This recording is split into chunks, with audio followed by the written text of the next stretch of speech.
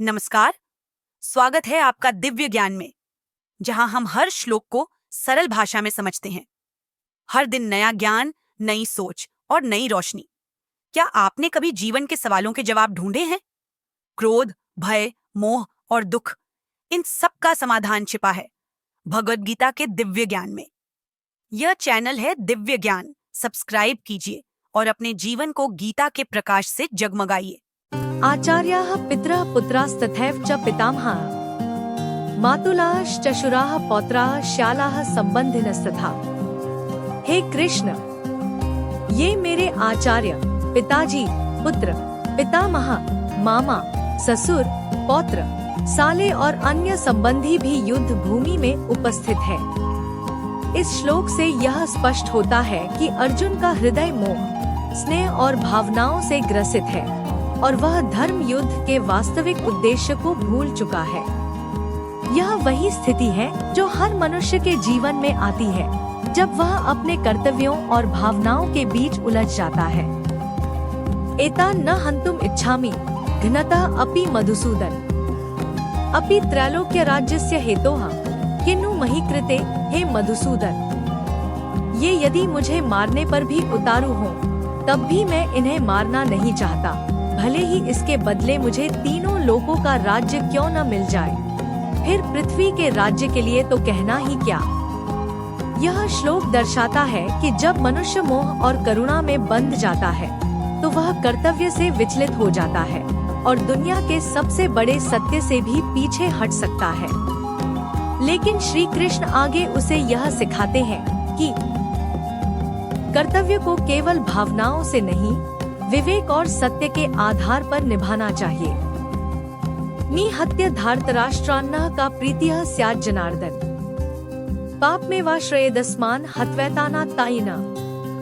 हे जनार्दन, धृतराष्ट्र के पुत्रों को मारकर हमें क्या सुख मिलेगा, बल्कि इन आक्रमणकारियों को मारने से भी हम पाप के भागी ही बनेंगे। यह श्लोक हमें यह सिखाता है कि जब हमारा दृष्टिकोण केवल भावनात्मक हो जाता है तो हम धर्म का गूढ़ विवेक नहीं समझ पाते। अर्जुन जैसे वीर योद्धा को भी जब मोह और भ्रांति घेर लेती है तो वह पाप और पुण्य का वास्तविक अर्थ नहीं समझ पाता। श्री कृष्ण आगे चलकर अर्जुन को समझाते हैं कि पाप वह नहीं जो कर्तव्य पालन में किया जाए, बल्कि पाप वह है जो कायरता या मोहवश कर्तव्य त्याग कर किया जाए। तस्मान्नार्हा वयं हन्तु धार्तराष्ट्रान् स्वबान्धवान् स्वजनम ही कथाम हत्वा सुखिनः स्याम माधव। इसलिए हे माधव, हम अपने बंधु धृतराष्ट्र के पुत्रों को मारने के योग्य नहीं हैं। अपने स्वजनों को मारकर हम कैसे सुखी हो सकते हैं।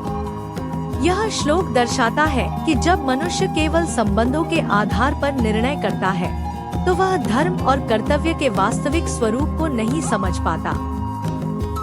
अर्जुन जैसे वीर के मन में भी यही भ्रांति है कि रक्त संबंध, रिश्ते या भावनाएं ही अंतिम सत्य हैं, जबकि भगवद गीता आगे चलकर सिखाती है कि धर्म, कर्तव्य और आत्मा की स्थिति इससे परे है। यद्यपेते न पश्यन्ति लोभोपहतचेतसा कुलक्षय कृतम दोषम मित्रद्रोहे च पातक। यद्यपि ये कौरव, जिनकी बुद्धि लोभ से भ्रष्ट हो चुकी है, न तो कुल के नाश से होने वाले दोष को देख पाते हैं और न मित्रों से द्रोह करने के पाप को समझते हैं। इस श्लोक से यह संदेश मिलता है कि दूसरों की अधार्मिकता हमें भी अधर्मी बनने का अधिकार नहीं देती। यदि कोई व्यक्ति लोभवश अंधा होकर पाप करे तो एक ज्ञानी व्यक्ति को उससे उल्टा व्यवहार करना चाहिए, धर्म के अनुसार। अर्जुन यहाँ धर्म और करुणा के संघर्ष में उलझ गया है, लेकिन वह यह नहीं समझ पा रहा कि धर्म का पालन करने में कठोर निर्णय भी लेने पड़ सकते हैं। अगर आपको ये वीडियो पसंद आया हो तो लाइक करें, शेयर करें और दिव्या ज्ञान चैनल को जरूर सब्सक्राइब करें। हर दिन पाएं नए श्लोक और दिव्य ज्ञान।